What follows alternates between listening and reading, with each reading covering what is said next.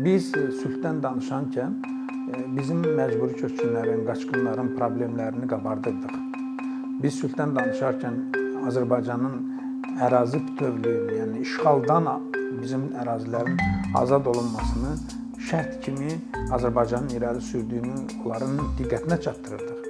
Ermənistan cəmiyyətinin nümayəndələri isə başa düşür, bizi izah eləməyə çalışırdılar ki, bütün bunlardan danışmaq, məsələnin kompleks həllini müzakirə etmədən biraz tezdir.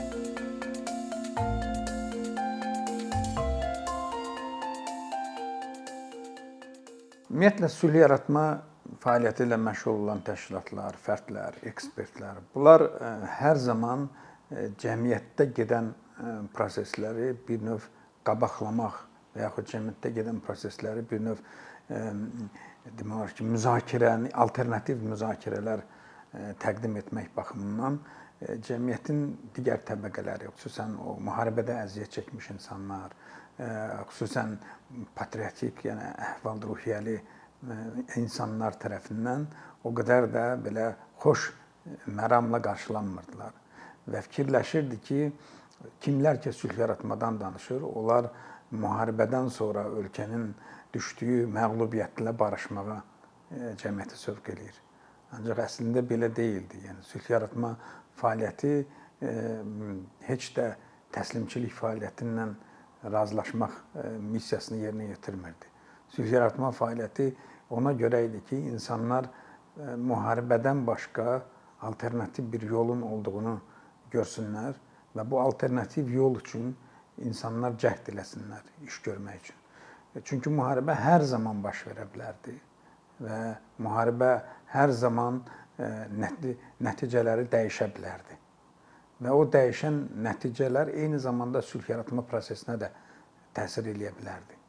Ona görə problemlər ki, o təbəqənin qarşısında durmuşdu, bu ilk növbədə cəmiyyətin bu insanların, bu fərdlərin və yaxud bu təşkilatların istədiklərini, gördüklərini başa düşməməsindən irəli gəlirdi. Və onlar bu alternativ fikirlərə belə bəzən çox sərt davranırdılar, sərt yanaşırdılar. Halbuki o alternativ fikirlərin arxasında cəmiyyəti bəlalardan qorumaq dururdu. Halbuki o alternativ düşüncələr məhz müharibədən sonra hansısa beynəlxalq aləmdə, ölkə içində stabil yaşayışın əldə olunması üçün müəyyən bir şərtlərin hazırlanmasına təsadüf edirdi və yaxud yönəlirdi. Ona görə biz indi görəndə ki, 2016-cı ildən sonra, yəni 2016-cı ilə qədər ümumiyyətlə müharibəyə və bu Dağlıq Qarabağ məsələsinə, münaqişəsinə yanaşma biraz fərqli idi. 2016-cı ilə qədər belə başa düşürdülər ki, bizim həm bu Ermənistan tərəfində bu cür başa düşülürdü, həm beynəlxalq aləmdə bu cür başa düşülürdü. Eləcə də Azərbaycanda da o yorulmuş, müəyyən bir demək ki, ruh baxımından bu müharibənin uzanmasından bezmiş insanlar fikirləşirdilər ki, bu məsələ çox uzun məsələdir və bu məsələni qabağa aparmaq çətin olacaq. Ancaq 2016-cı ildə Azərbaycan faktiki olaraq bu buzu sındırdı. Azərbaycan 2016-cı ildə ən az bir torpaq geri qaytarmaqla Azərbaycan vətəndaşlarına ümid verdi ki, münaqişənin həmişə təbliğ olunan hərb variantı hələ sonda deyil. Yəni, və 2016-cı ildən sonra Azərbaycanda millətçilik əhval-ruhiyyəsi daha çox qızışmağa başladı. Eyni zamanda Ermənistanda da bu əhval-ruhiyyə faktiki olaraq dəyişdi. Yəni, Ermənistanda əgər 2016-cı ilə kimi maraqlıydılar ki, sülh yaratma ilə bağlı stabil, uzun müddətli proqramlar icra eləsinlər. Ancaq indi başa düşdülər ki, bu uzun müddətli proqramlar çətindir. Çünki uzun müddətli proqramlar əgər bu sülhün, bu münaqişənin konservasiyasına yönəlibsə və yaxud bizdə ona status quo-ya yönəlibsə, o 2016-cı ildən sonra faktiki olaraq puça çıxdı. Və bütün beynəlxalq aləmdə də, beynəlxalq institutlar da, dövlətlər də başa düşdülər ki, bundan sonra münaqişənin geriyə yolu yoxdur. Yəni münaqişə bundan sonra olduğu vəziyyətdə qala bilməyəcək. Çünki status quo-nu Azərbaycan faktiki olaraq inkar elədi. Yəni dağıtdı o status quo-nun mövcudluğunun, münaqişənin növbəti gələcək mərhələsi üçün bir yol olmasına. Və o vaxtdan da təbii ki, sülh yaratma fəaliyyəti biraz dalana dirənmişdi 2016-cı ildə. Azərbaycanda təbii ki, bu dalana dirənmənin müəyyən başqa səbəbləri də vardı. Həm vətəndaş cəmiyyətinə olan maneələr ölkəmizdə, xarici donorların Azərbaycandan getməsi, ümumiyyətlə vətəndaş cəmiyyətinin fəaliyyəti üçün yaradılmış məhdudiyyətlərlə yanaşı vətəndaş cəmiyyətinin institutlarının zəifləməsi, yəni bütün bunlar Azərbaycanın əlavə problemləri idi. Ermənistanda da bu məhz 2016-cı il hadisələrindən sonra onların geriyə yolun olmadığını başa düşdükdən sonra, onların demək olar ki, status quo-nun qalmasının mümkün olmadığını başa düşdükdən sonra taktikaların dəyişməsinə gətirib çıxartdı. Yəni Ermənistan qeyri-hökumət təşkilatlarının nümayəndələri, ekspertləri bizə nisbətən daha çox sülhdən danışırdılar. Biz sülhdən danışarkən bizim məcburi köçkünlərin, qaçqınların problemlərini qabardırdıq. Biz sülhdən danışarkən Azərbaycanın ərazi bütövlüyünü, yəni işğaldan bizim ərazilərin azad olunmasını şərt kimi Azərbaycanın irəli sürdüyünü onların diqqətinə çatdırırdıq. Ermənistan cəmiyyətinin nümayəndələri isə başa düşür, bizi izah eləməyə çalışırdılar ki, bütün bunlardan danışmaq, məsələnin kompleks həllini müzakirə etmədən biraz tezdir. Yəni, münaqişədə var idi həm paket variantı, həm mərhələli variantı. Yəni, ermənilər demək olar ki, belə bir istəyirdilər ki, hər şey kompleks həll eləsinlər. O vətəndaş cəmiyyətinin nümayəndələrinin də baxışlarında o paket variantı oturmuşdu onların düşüncələrində. Məsəl üçün, Azərbaycan tərəfi ATƏT-in Minsk qrupunun təklif elədiyi o iki variantdan demək olar ki, mərhələli variantı qəbul eləmişdi və o da biraz mix variantı idi. Tam mərhələli olmasa da paket variantı yox idi ortada. Faktiki olaraq Azərbaycan bu paket variantını inkar eləmişdi. Ancaq ortada belə bir mix variant var idi və o variant daha çox mərhələli varianta yaxın idi. Və bizim yanaşmamızda bu mərhələli variant var idi. Yəni sülh yaratma işində məşğul olan insanların da davranışında bu mərhələli variant var idi. Biz deyirdik ki, münasibətlərin normallaşdırılması üçün ən vacib amillərdən biri ərazilərin işğaldan azad olunmasıdır. Humanitar məsələlərin həll olunmasıdır. Qaçqınların öz yerinə qayıtmasıdır. Kommunikasiyaların açılması idi. Demək olar ki, mövcud olan bu düşmənçiliyin aradan qaldırılması üçün işlərin görülməsidir. Araşdırıcı komissiyaların yaradılmasıdır. Sonra biz təklif eləyirdik, yəni o ümumi modeldən irəli gələrək. Sonra Ermənistan və Azərbaycan cəmiyyəti arasında münasibətlərin normallaşdırılması üçün informasiya, yəni belə blokadasının aradan qaldırılması, yəni eyni zamanda quruculuq işləri, yəni hətta bu quruculuq işlərinin birgə aparılması ki, burada cəmiyyət konkret iştirak eləsin, ərazilərin bərpası ilə yanaşı, infrastrukturun bərpası, bütün bunlar bizim sülh yaratma ilə məşğul olan insanların bir növ mərhələli yanaşmasının tərkib hissəsi idi. Ermənilər isə bunu üstörtülü inkar edirdilər. Yəni, onlar deyirdilər ki, Dağlıq Qarabağ dırnaqarası Respublikasının statusu müəyyən olunmadan sizin bu dediklərinizin reallaşması çətindir. Ancaq indi 2020-ci il müharibəsi baş verdi və bəlli oldu ki, bütün indiyə kimi Azərbaycanı məhz sərt addımlara təhrik edəcək belə təkliflər 2020-ci il müharibəsində Azərbaycanın vəziyyəti və statusu dəyişməsinə gətirib çıxardı. Yəni, Azərbaycan 2020-ci ildə indiyə kimi danışılan, müzakirə olunan və faktiki olaraq bütün cəmiyyətin qoşulduğu belə bir müzakirələrin, alternativ müzakirələrin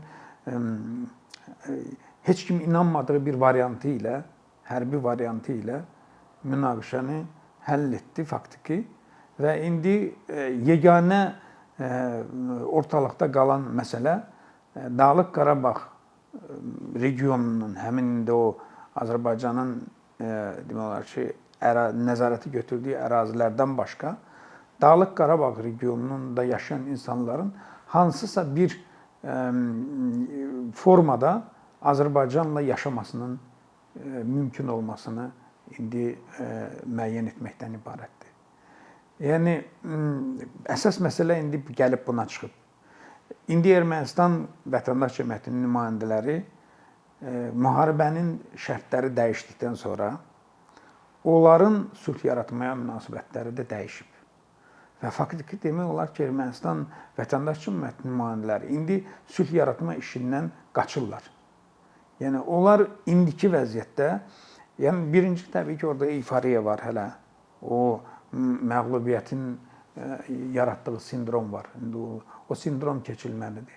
O sindromdan sonra ola bilsin ki, onlar hansısa məqsədli bir təkliflər, layihələr, ideyalar irəli sürməklə nəyisə yeniləyə bilərlər. Ancaq o sindrom hələ durur. O Ermənistan cəmiyyəti təmizlənməlidir. O müharibə acısını, yəni müharibədə çəkdikləri o dərdləri yaşamalıdırlar. Biz onu 3 il, 4 il yaşadıq. Yəni itkilərimizi mən nəzərdə tuturam. İtkilər, əsirlər, girovlar, yəni bizimkiləri öz ərazimizdən qovmuşdular. Erməni qaçqınlarına, yəni münasibət biraz, yanaşma biraz fərqlidir. Ona görə onlar hamısı keçməsi üçün bir 3-4 il vaxt lazımdır. Eyni. Sadəcə indi bu texniki imkanların indiki səviyyədə olması ola bilsin ki, o bizim 90-cı illə müqayisədə planlaşdırdığımız 3-4 ili 1 il eləsin. Yəni, çünki o vaxtda indiki kimi kommunikasiya yox idi. O vaxt biz erməni Vətəndaş Cəmiyyətinin nümayəndələri ilə indiki kimi internet olsaydı, bəlkə bir ildən sonra yenə də bax, belə bir daha tez fikir mübadiləsi apara bilərdik. Ona görə onlar həmin o mərhələni keçməlidirlər və həmin mərhələni keçəndən sonra onlar başa düşəcəklər ki, doğrudan da bu mövcud olan vəziyyət geriyə artıq yol qoymadı onlar üçün. Və onlar mövcud olan vəziyyəti, necə biz 30 il bundan əvvəl, 26 il daha doğrusu, o atəşkəsin imzalanmasından sonra biz 26 il bundan əvvəlki vəziyyəti müəyyən qədər qəbul eləmişdik və öz yanaşmamızı o vəziyyətə uyğun formalaşdırmışdıq. İndi ermənilər də eyni ilə o indiki düşdükləri vəziyyəti müəyyən bir dövrə qədər, yəni müəyyən bir cəmiyyətin ola bilsin ki, revanş bir şansı olsun və yaxud revanş istəyi olsun, həmin müddətə qədər onlar bu mövcud vəziyyəti qəbul etməli olacaqlar. Və belə çıxır ki, indiki şərtlərlə sülh yaratma işi yenidən başlanacaq.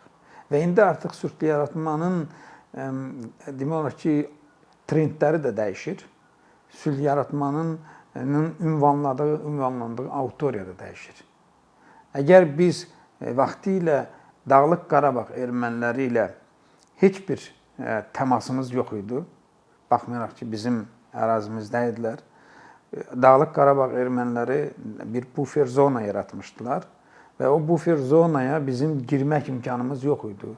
Minalanmışdı hər şey. Ya o bufer zonanın arasındakı məsafə çox böyük idi. İndi biz Dağlıq Qarabağ erməniləri ilə demək olar ki, qonşuyuq. Artıq divar-divarayıq və yaxud nə bilim, hansısa yolun o tərəfində onları görürük və yaxud biri onların, biri Rus sülh məramlarıdır, biri də o insanların bizim əsgərlərimizdir. Bizim əsgərlərimiz orada gedən erməniləri görürlər, hətta bəlli olur ki, indi bizim əsgərlərimiz ermənilərin yaşadıkları məntəqələrə də girə bilirlər bəzən sülh məramlarının müşahidindən. Yəni indi bizim təbii ki, bundan sonra Ermənistan cəmiyyəti ilə münasibətlərimiz biraz uzanacaq. Yəni Ermənistan vətəndaş cəmiyyəti ilə bizim danışa biləcəyimiz mövzular azalıb. Çünki Azərbaycan hökuməti elan edir ki, bizim üçün o Dağlıq Qarabağ bölgəsinin heç bir statusu yoxdur.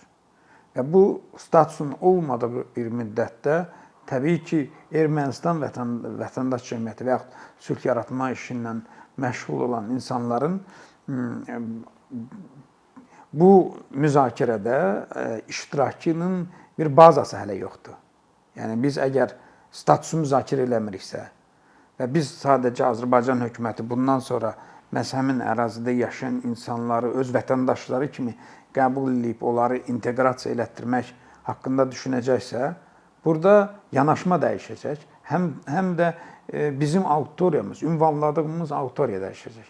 Yəni qeyd elədiyim kimi bundan sonra Azərbaycan hökumətinin də, Azərbaycan informasiya məkanının da, ictimai strukturlarının da əsas hədəfi o olacaq ki, onlar Dağlıq Qarabağda yaşayan erməni əhalisi ilə münasibətlər qursun.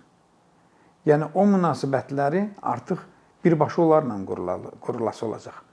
Rus sülh məramları neçə ki Dağlıq Qarabağdadır, təbii ki o Rus sülh məramları bu münasibətlərin qurulmasında, yəni bərpası da demək olar, qurulması daha yaxşıdır. Çünki artıq 30 ildən çox vaxt keçib, o yaşlı nəsil hansılar ki, bizlə birgə yaşamışdılar. Onlar həyatdan köçüblər və yaxud onlar yəni yaşlaşıblar.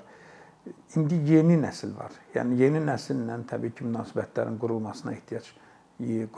qurulmasına ehtiyac olacaq. Ona görə də yəni Azərbaycan hökumətinin də, Azərbaycan cəmiyyətinin də əsas hədəfi olacaq ki, o insanlarla işbirliyi, işləsinlər.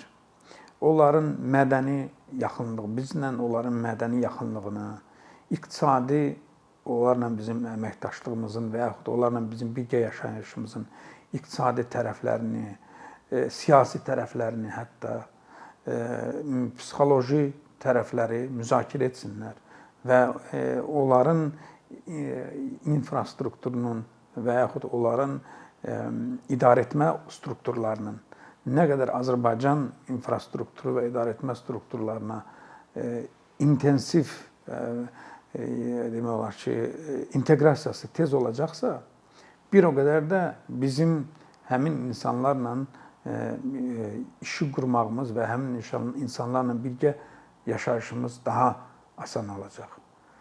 Və mənə elə gəlir ki, burada əsas amil ondan ibarətdir ki, dövlət həmin insanlara, orada yaşayan ermənilərə qarşı bizim içərimizdə indi olan, indiyə kimi mövcud olan o hissləri biraz, necə deyərlər, tərbiyə etsin.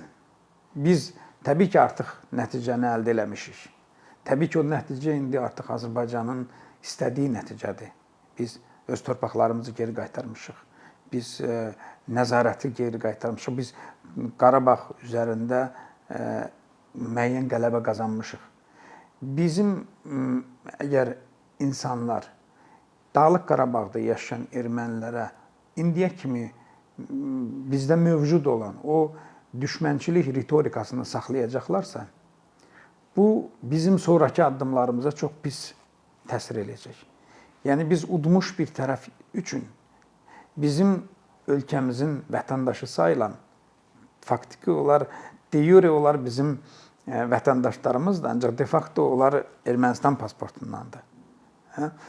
Ancaq BMT-nin sənədlərində onlar bizim vətəndaşlarımızdır. Ona görə, yəni bax bu cür onlarla bizim münasibətlərimizi normal saxlamaq üçün bizim bu ritorikamız yumşalmalıdır. Bu yumşalan ritorika bizə xeyirdir. Biz elə bir ki, yumşalan ritorika ilə həmin bölgəyə gələcəkdə hansısa bir münaqişə baş verəcəksə birdən bizim elə bir ki, yatıracağımız silahların və yaxud nə bilim o qarşı durmanın önləyirik. Yumuşaq ritorika eyni zamanda o regionun bizim içərimizə inteqrasiyasını gücləndirəcək. Yəni, ora qoyulan investisiya, oranın inkişafı bizi gələcəkdə hər hansı bir münaqişələrdən sığortalayır, stabilliyi daha çox dayanıqlı edir. Eyni zamanda bizim də gələcəkdə beynəlxalq aləmdən və yaxud qonşumuz olan Ermənistandan və yaxud bu günləri orada sülh məramlılıq missiyasını yerinə yetirən Rusiyadan hansısa belə asıllığımızı azaldacaq. Və mən elə gəlir ki, bu gün Azərbaycan cəmiyyətinin qarşısında duran əsas çağırışlardan biri budur ki, biz bundan sonra daha stabil yaşayış üçün, daha dayanıqlı yaşayış üçün bizim vətəndaşımız sayılan və bizim vətəndaşlığımızı hələ sənətdə əldə etməyən insanlarla çox yumşaq və normal davranışa öyrənə bilək. Əkinçinin yeni videoları haqqında məlumatlı olmaq üçün kanalımıza abunə olmağı və xəbərdarlıq funksiyasını aktivləşdirməyi unutmayın. Bununla bərabər gördüyümüz işlərin davamlı olmasını istəyirsinizsə, bizim patronların sırasına qoşulmağınızı rica edirik. Əkinçinin Patreon icmasının üzvü olaraq siz bizim təşəbbüsə dəstək göstərməklə bərabər hazırladığımız materialları hər kəsdən öncə izləmə imkanı əldə edəcəksiniz.